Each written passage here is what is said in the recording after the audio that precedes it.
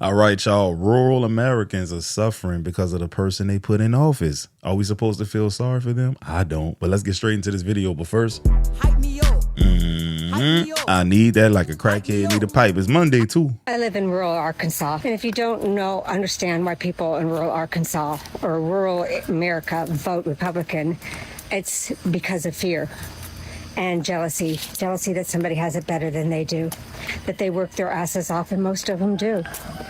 More education, because the education here is at the bottom of the tier. Maternal mortality, low. Education, low. Quality of living, low. Infrastructure, super low. There's no industry. There's no hope for these young kids in rural Arkansas to have a job. We had a chance to vote Chris Jones, an actual rocket scientist like myself who was educated and had a plan to bring jobs and infrastructure to Arkansas. But the people I talked to who in rural Arkansas will not vote for him because of his color of his skin. And they weren't nice when they described the color of his skin. So they voted for a sycophant, Sarah Huckabee Sanders, who is treating this like her personal money bank. There is no infrastructure here. The roads are shit. You can drive 2 hours. So my closest grocery store, besides Walmart, is 2 hours away. So if I go that 2 hours to go to that grocery store, the roads I have to take are barely have enough room for two people to pass each other. There is no cell phone coverage for over an hour and a half of that ride. And there's no hope to get those roads fixed anytime soon because there's no money. I say that, but lo and behold, what did Sarah do as of July of 2025? She has loaned and bought $55 million worth of Israeli bonds. So she's loaned Israel $55 million with a catch to give them 100 more million by the end of the year. When her people are fucking starving, they have no medical care. Hell, most teenage girls here are living at home pregnant with their moms. And they're living at home with their moms and their boyfriends. Because that's how rural America lives. There's nothing for these kids to look forward to. So why would they ever vote Republican? Because that's what they're told to do. $150 million would go a long way to feed, get medical attention, and up our so that our children here in Arkansas don't die in infancy and the mothers don't die in childbirth. And that is rural America. Fuck Sarah Huckabee Sanders. She is the worst governor at, okay, she's second. Our neighbor Texas Abbott is worse, but she's a close second. Yeah, man, when you think about red states, they rank the worst in everything. Child mortality, infant mortality, women dying while they're pregnant, poverty, gun violence, you name it. Real talk. Nobody wants to live in a red state for the most part, dog. If you want to know how big of a problem hunger is in rural America, spend time at a mobile food bank. It's 90% of what I consume. 74-year-old Lorna Hall made sure to be the first at this line in Clinton, Missouri. You've been here since last night. Yeah. It's that important to get what you need. Yes. And I don't keep the car running. I can't afford the gas, so I have sleeping bags to stay warm. What's the message? Jesus died on that cross so we could live, and this is not living. We don't have the finances to get groceries. If it wasn't for these food pantries and Feeding Tampa Bay, we wouldn't be able to survive.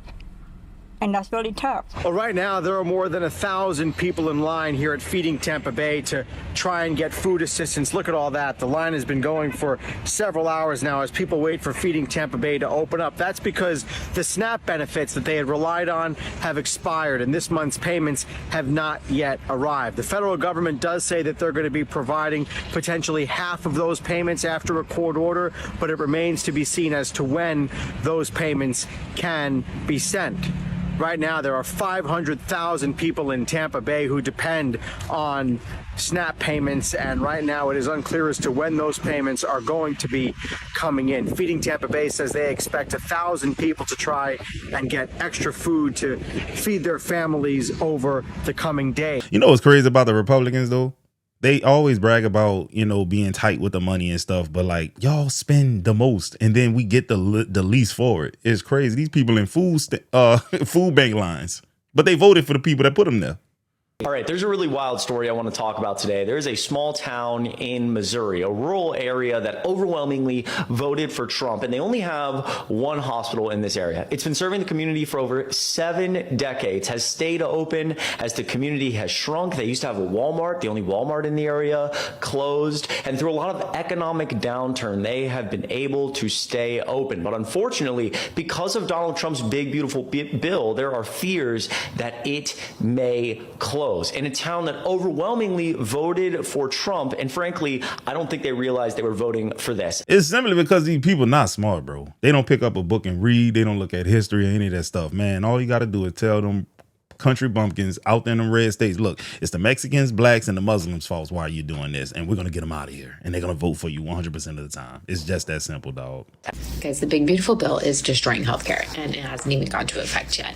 I'm a nurse. I work for a pretty large institution, and we're not getting all the funding that was anticipated from the government, and everyone's just like buckling down and terrified because of the big, beautiful bill and the cuts to Medicare and Medicaid, which, if you didn't know, is like essentially where hospitals get most of their money, meaning employees are not getting raises, they're not going to be hiring people, they're cutting not corners, but they're cutting, unnecessary cost.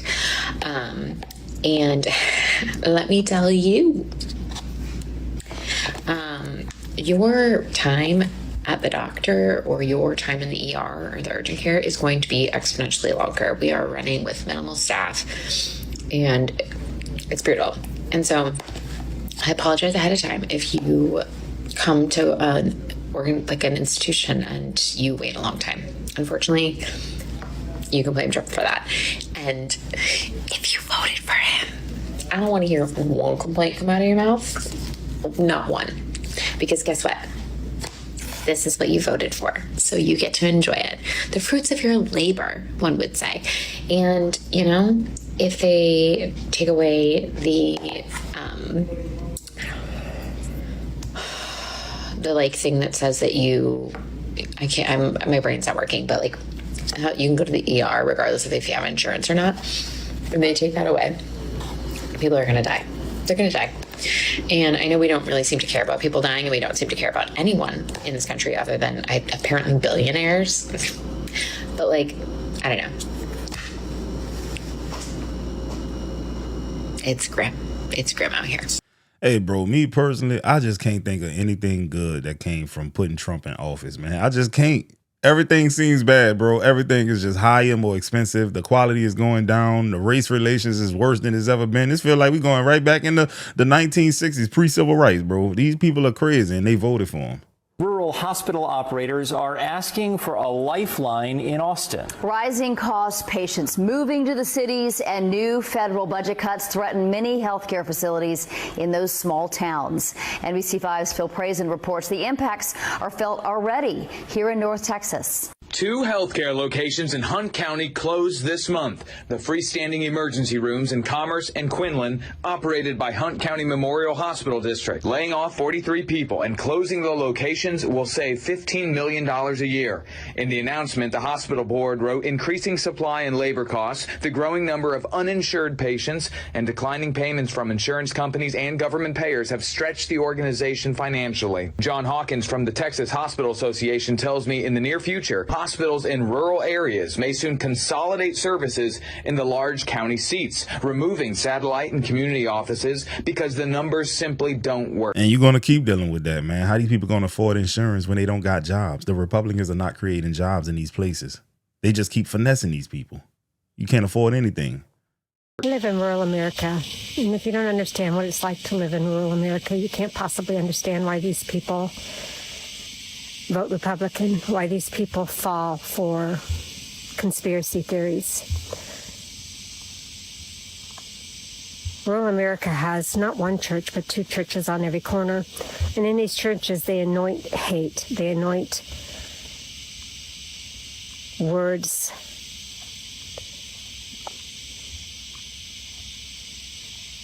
words that dehumanize immigrants, that dehumanize people of color, that dehumanize women. They don't understand that living in rural America is like living in a third world country. The infrastructure sucks. The job opportunities suck. The education levels suck. Nobody understands this unless you can actually live it. The people here live in abstract poverty with no hope of anything better. So when they see that somebody else might have it better than them, they don't like that person. Jealousy. They think the government is too big, not understanding that everything that the people that work for the government do. So they think that these people who work for the government make too much money and shouldn't have a job. If they can't make that kind of money and they can't have that job, then those people shouldn't have that job. They believe in snake venom. They believe in ivermectin. You can go to the local feed store and they sell more ivermectin to humans than they do to farm animals. They talk about snake venom curing COVID. They talk about ivermectin curing COVID. They talk about nicotine curing COVID, curing cancer. They hate vaccines. They hate science because they don't understand science. They don't care if their kids go to school. So their kids grow up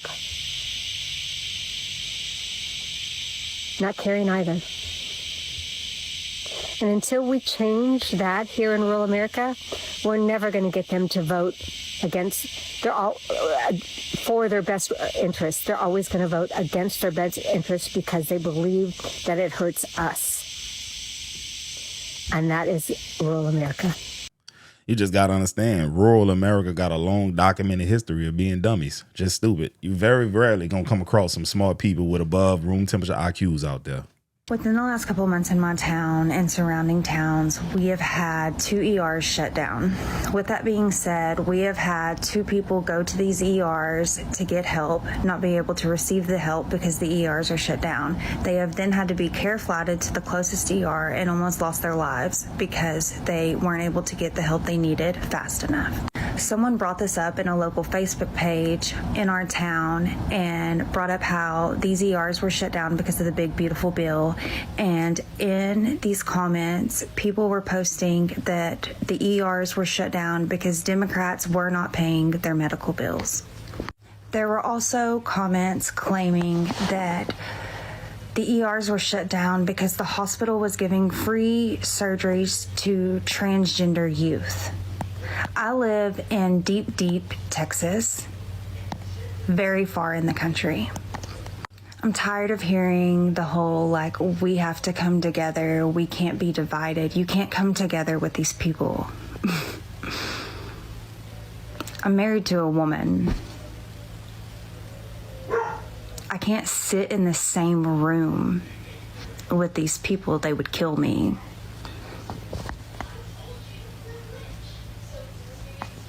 I'm not really sure what the answer is, and I'm not really sure what to do anymore. I don't know. I just wanted to let y'all know that it is taking effect. I knew that small towns would be seeing effects of the big beautiful bill before most things. It's hitting my town. And it's hitting it hard. And instead of blaming the people who are responsible, they are blaming Democrats and transgender youth. So. Hey, man, you heard her, right? And then you got people like Officer Tatum who be like, yo, man, these people are not hateful people. They're good people. This, that, and that. This lady literally just said these people are hateful. All they do is preach hate. You get what I'm saying? She can't even sit in the same room with her wife. They will kill him. But these are the people that people like Officer Tatum likes to protect. Crazy, bro. I'm so fucking sick and tired of hearing this bullshit. We can't have free health care. We cannot have good Medicaid. We cannot have good nothing. But we can have a ballroom at the fucking White House to inflate somebody's fucking ego, right? Israel can have free fucking health care. They can have all sorts of weapons of mass destruction, and we can't have free health care. We can't have cheap fucking schooling. This is taxation without representation, guys. Like, when the fuck do you guys stop caring about being true patriots? We fought a war over a tax on tea leaves. Tea. And now you're okay with giving all your money to foreign governments so that they can have the health care they need, so they can defend their borders. But you can't defend your own livelihood. Life, liberty, pursuit of happiness. You can't have life without health care. And there is no pursuit of happiness when you're all slaves working for corporations that give two fucking shits about you. Nobody fucking cares. But guess what? You're just gonna get up tomorrow and act like nothing happened. When the fuck are we gonna wake up? When? Why? Why are we so docile? Is it in the food? Is it on the TV? Is it in the music? What the fuck is wrong with us? When we can have little monkeys in suits telling us you can't have free health care. We have paid 5,000 times over the amount that the United States would use for free health care. Me personally, I don't like to see other countries have things that I don't have when I pay so much more in taxes than most of them. It just don't make sense. They have better education. It's a slap in the face, honestly. But like you said, man, taxation without representation. We did it, Oklahoma.